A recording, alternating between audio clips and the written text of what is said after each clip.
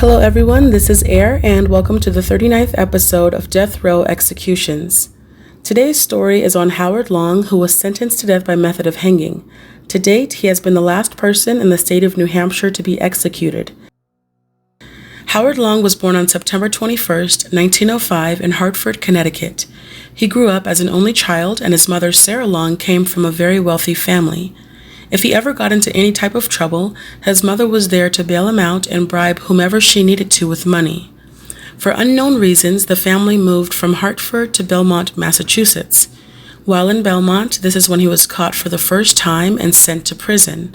It was 1924 and Howard was 19 years old when he attempted to kidnap a young girl by jumping out of the bushes and assaulted her in the process, knocking her out unconscious.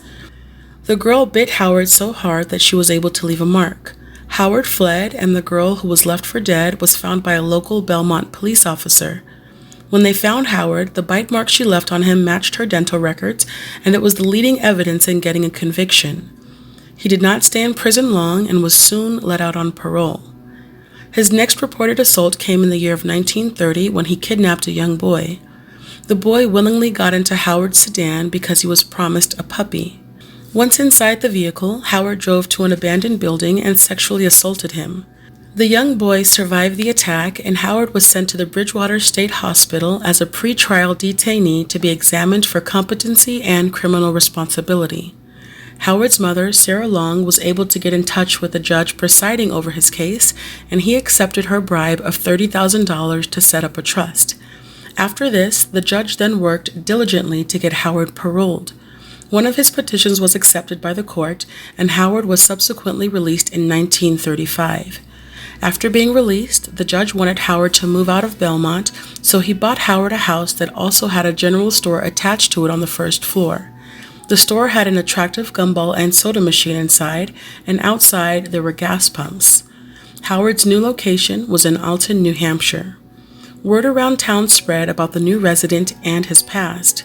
Instead of shying away from it, he openly told people about his previous crimes and let whoever asked know that he was attracted to young boys and girls. He was arrested a few times for harassing or bothering young children, but was never in jail for a long period of time, so parents in Alton had to deal with a predator living amongst them and just told their children to steer clear of his store. Because of this, Howard would then travel 100 miles to Boston to prey on kids outside of his city. He then became well known by the Beantown Police Department in Boston as well, and was put on a watch list for his liking of little children. Just a year after being released from the psychiatric hospital, Howard got away with his first murder in November 1936. He drove from Alton to Dover, New Hampshire, and noticed a 10-year-old boy by the name of Armand Nadeau. He was able to get Armand to willingly get into his vehicle and showered him with gifts and food while they drove around town. Howard showed nothing but kindness in order to break down any shadow of fear in Armand. Howard then touched Armand in an inappropriate way.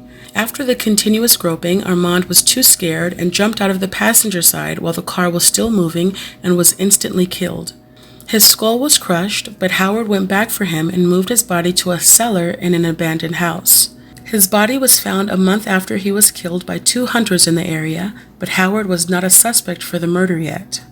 The following year, on September 9, 1937, 10-year-old Mark Jensen from Laconia was walking outside by himself, holding his mother's dress and a letter. His intentions were to go to the post office and a store called Newberry's to return the dress. Witnesses later saw Mark in the car with Howard while he was with the puppy that Howard brought with him. Howard then drove to a wooded area near the Gunstock River. By this time, it was now evening and dark out, so Howard turned off his car lights and began to touch Mark. Mark tried to escape but was hit in the head with a car jack and went unconscious. While unconscious, he was sexually assaulted and then fatally beaten with a tire tool. Howard hid Mark's body underneath brush and drove back to Alton. Mark was found the very next night, and although forensic science wasn't like it is today, investigators were able to match tire tracks with Howard's tires and also compared the dog hair found on Mark with the dog that Howard had. He was arrested and brought in for questioning a week after the murder and was immediately willing to share what he had done without any remorse. This is when investigators found out that he was responsible for killing Armand as well. Howard's trial began on December 6, 1937, and by December 13, 1937, he was found guilty and sentenced to death by hanging. His initial execution date was set for the following year in 1938, but he was able to get a few reprieves, and a new date was set for July 14, 1939. As you can see in these pictures, the old gallows at the New Hampshire State Prison in Concord is now the warden's office, but it was here where Howard was taken and dropped, dying in 7 minutes. He was pronounced dead at 1:27 a.m. by Sheriff Fred Elliott. His body was then taken to the Pine Grove Cemetery in Manchester, New Hampshire, and the only attendees for his burial were the people who worked at the cemetery. To date, he has been the last person executed in the state of New Hampshire. There was one person by the name of Michael Addison who was still on death row. Although not retroactive and Michael could still legally be executed, New Hampshire abolished the death penalty last year on May 30th, 2019. Thank you guys for watching, and now for discussion and question time. I was interested in finding someone who was executed and also happened to be rich, because in my last video someone made a comment that rich people do not commit crimes. I think similar to what Howard's mother did, rich people can afford to bribe others. And I actually once met someone who said that they were pulled over for driving drunk 7 times. The first 5 times he was able to pay a police officer off and drive home. The 6th time he spent a night in jail. And the last time he had to spend 7 years in prison, which is why he said that he would never drive drunk again. Not because he learned that driving drunk was bad, but because he said that money did not work that time. Also, a lot of people have commented that poor people make up majority of the prisons and never get the best help.